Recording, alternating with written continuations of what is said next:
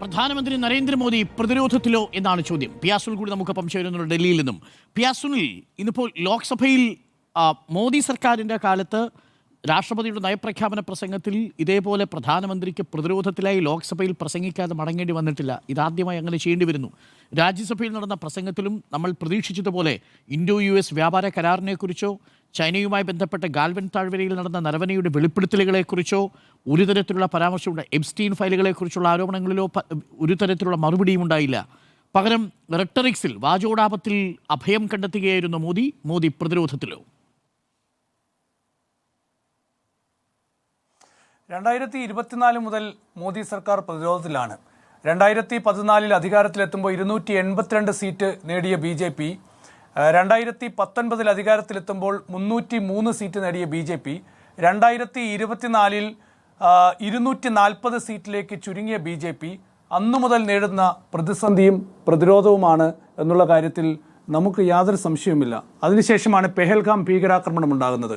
പെഹൽഗാം ഭീകരാക്രമണത്തിൽ ഓപ്പറേഷൻ സിന്ദൂർ തുടങ്ങി. ഓപ്പറേഷൻ സിന്ദൂരിലെ വെടിനിർത്തൽ പ്രഖ്യാപിക്കുന്നത് അമേരിക്കൻ പ്രസിഡന്റ് ഡൊണാൾഡ് ട്രംപ്.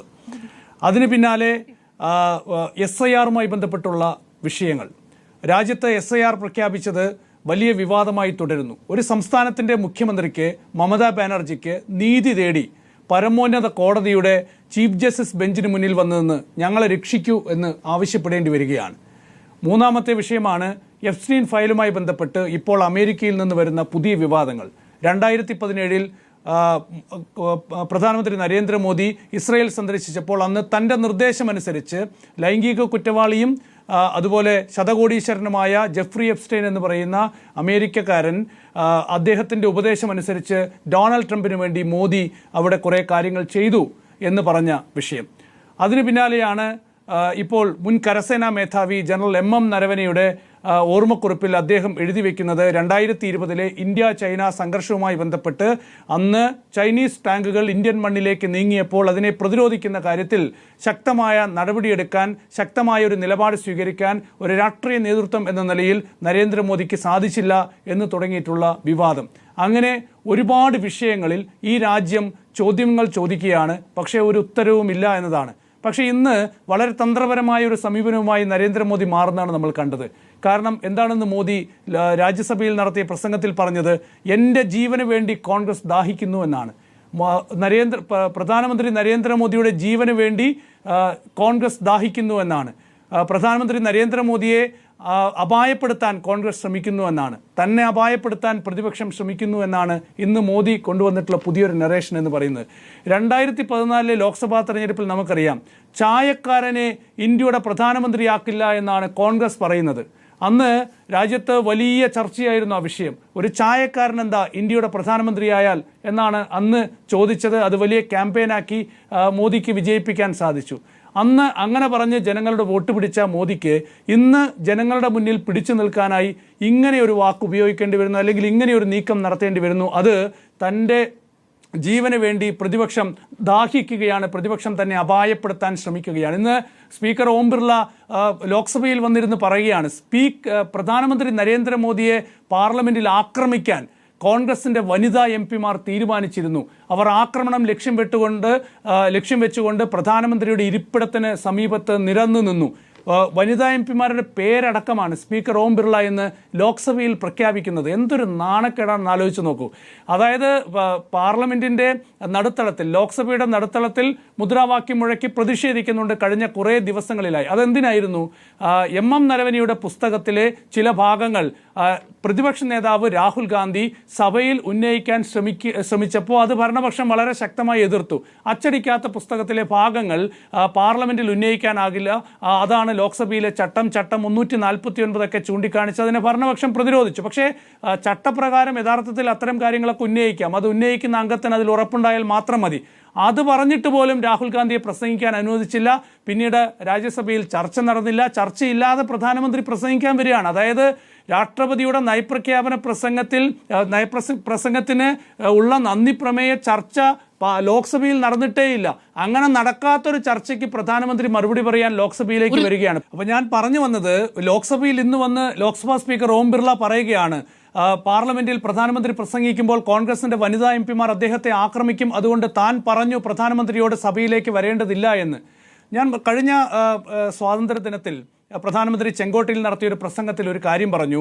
രാജ്യത്തെ കർഷകർക്ക് വേണ്ടിയാണ് താൻ നിലകൊള്ളുന്നത്, രാജ്യത്തെ കർഷകർക്ക് വേണ്ടി ഈ സർക്കാർ പ്രതിജ്ഞാബദ്ധമാണ്, കർഷകരെ സഹായിക്കും എന്നൊക്കെ വലിയ പ്രഖ്യാപനങ്ങൾ ആവർത്തിച്ച് നടത്തി. ഇന്ന് പ്രധാനമന്ത്രി രാജ്യസഭയിൽ സംസാരിച്ചപ്പോഴും പറഞ്ഞു, രാജ്യത്ത് 10 കോടി ചെറുകിട കർഷകരാണ്, 2 ഏക്കറിൽ താഴെ ഭൂമിയുള്ളവരാണ്. കഴിഞ്ഞ തൻ്റെ സർക്കാരുകളുടെ കാലത്ത് 4 ലക്ഷം കോടി രൂപയാണ് ഈ കർഷകർക്ക് നൽകിയത് എന്ന് പ്രധാനമന്ത്രി മോദി ഇന്ന് പറയുന്നുണ്ട്. പക്ഷേ ഇതേ മോദിയാണ് കഴിഞ്ഞ ഒന്നാം NDA സർക്കാരിൻ്റെ കാലത്താണ് കർഷകർക്ക് 6000 രൂപ പ്രതിവർഷ സഹായം, പ്രതിവർഷമാണ്, ഒരു വർഷം 6000 രൂപ സഹായം കൊടുക്കാനുള്ള പദ്ധതി പ്രഖ്യാപിച്ചത്. ഇന്ന് വരെ ആ ഒരു PM കിസാൻ പദ്ധതിയിൽ ഒരു പൈസ പോലും കർഷകർക്ക് കൂട്ടിക്കൊടുത്തിട്ടില്ല. അപ്പോൾ 10 കോടി ചെറുകിട കർഷകരുണ്ട്. ആ കർഷകർക്ക് കഴിഞ്ഞ എത്രയോ വർഷമായി ഈ 6000 രൂപയാണ് ഒരു വർഷം കിട്ടുന്നത്. അപ്പോഴാണ് നമ്മൾ അമേരിക്കയുമായി ഇപ്പോൾ ഇന്ത്യ അമേരിക്ക വ്യാപാര കരാർ ഒപ്പിടുന്നത്, യൂറോപ്യൻ യൂണിയനുമായി വ്യാപാര കരാർ ഒപ്പിടുന്നത്, അമേരിക്കയിൽ നിന്ന് ഇനി കാർഷിക ഉൽപ്പന്നങ്ങളും അതുപോലെ തന്നെ ക്ഷീര ഉൽപ്പന്നങ്ങളുമൊക്കെ ഇന്ത്യയിലേക്ക് എത്താൻ പോകുന്നത്, പാൽ ഉൽപ്പന്നങ്ങളൊക്കെ എത്താൻ പോകുന്നത്. എന്തൊക്കെ ഉൽപ്പന്നങ്ങൾ ഇതിൽ ഉൾപ്പെടില്ല, എന്തൊക്കെ ഉൽപ്പന്നങ്ങൾ ഇതിൽ സംരക്ഷിക്കും? വലിയ ചോദ്യമാണിത് കാർഷിക രംഗത്ത്. കർഷകരെല്ലാവരും വലിയ ആശങ്കയിലാണ്. കാരണം കേന്ദ്ര സർക്കാർ ഇതുമായി ബന്ധപ്പെട്ട് എന്താണ് പറയാൻ പോകുന്നത് ആർക്കും ഒന്നും അറിയില്ല. ഇന്ന് പീയൂഷ് ഗോയൽ വീണ്ടും മാധ്യമങ്ങളോട് സംസാരിച്ചിട്ടുണ്ട്, ഒന്നും പറഞ്ഞിട്ടില്ല. ഈ കരാർ എന്ന് പറയുന്നത് ജനങ്ങൾക്കെതിരല്ല, ഈ കരാർ എന്ന് പറയുന്നത് കർഷകർക്കെതിരല്ല, ഇത് രാജ്യത്തെ വലിയ തോതിൽ വികസനത്തിലേക്ക് നയിക്കും എന്നൊക്കെ പീയൂഷ് ഗോയൽ പറയുന്നുണ്ട്. പക്ഷേ ഈ കരാറിൽ എന്തൊക്കെ ഉൽപ്പന്നങ്ങളാണ് ഒഴിവാക്കുന്നത്, എന്തൊക്കെ ഉൽപ്പന്നങ്ങൾക്ക് സംരക്ഷണം കിട്ടും എന്ന കാര്യത്തിൽ ഇപ്പോഴും വ്യക്തതയില്ല. ഒരു വർഷം മുൻപ് പ്രധാനമന്ത്രി നരേന്ദ്രമോദി ഡൊണാൾഡ് ട്രംപുമായി നടത്തിയ ചർച്ചയ്ക്ക് ശേഷമാണല്ലോ ഈ ഒരു വ്യാപാര കരാറുമായി ബന്ധപ്പെട്ടുള്ള ചർച്ച വീണ്ടും ആരംഭിക്കുന്നത്. അപ്പോൾ അതിനുശേഷമാണ് അമേരിക്ക 25% താരിഫ് ആദ്യമായി ഇന്ത്യക്ക് മേൽ ചുമത്തുന്നത് ഓർക്കണം.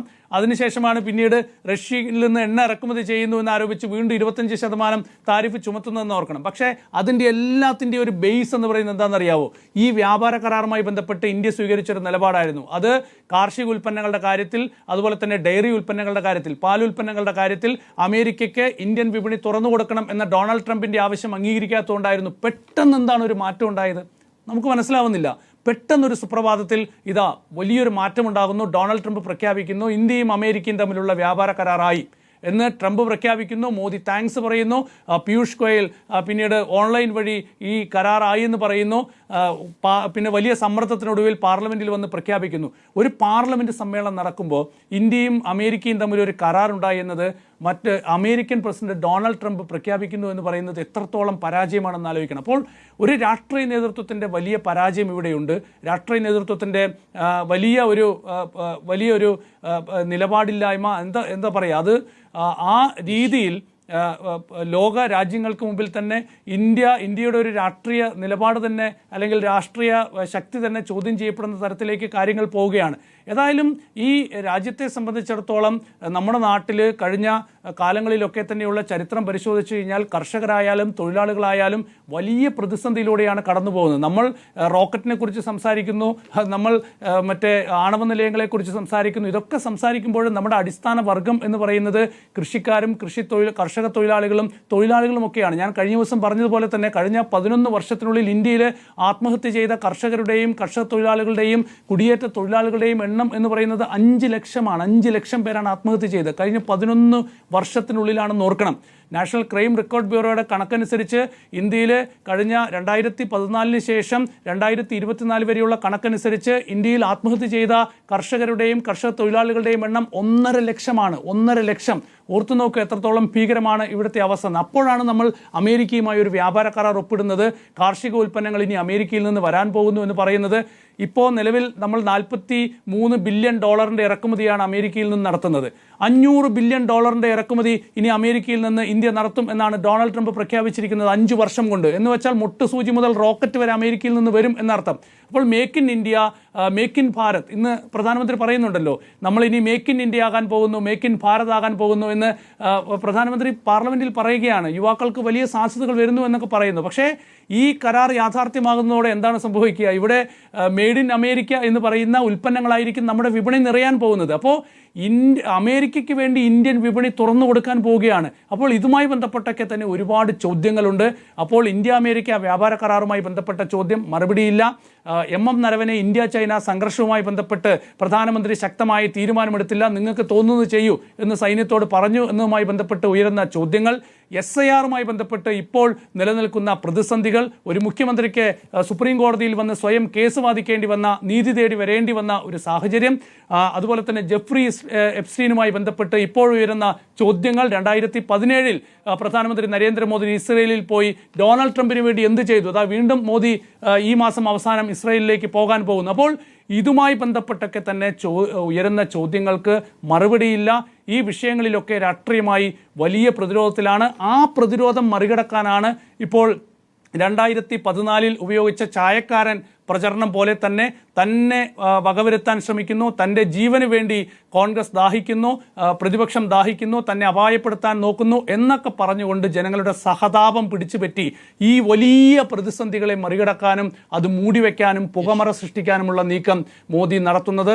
അതാണ് ഇന്ന് 1.5 മണിക്കൂർ നീണ്ട മോദിയുടെ രാജ്യസഭയിലെ പ്രസംഗത്തിൽ നമുക്ക് മൊത്തത്തിൽ ആ പ്രസംഗം നിരീക്ഷിച്ചാൽ മനസ്സിലാവുക. Thank you.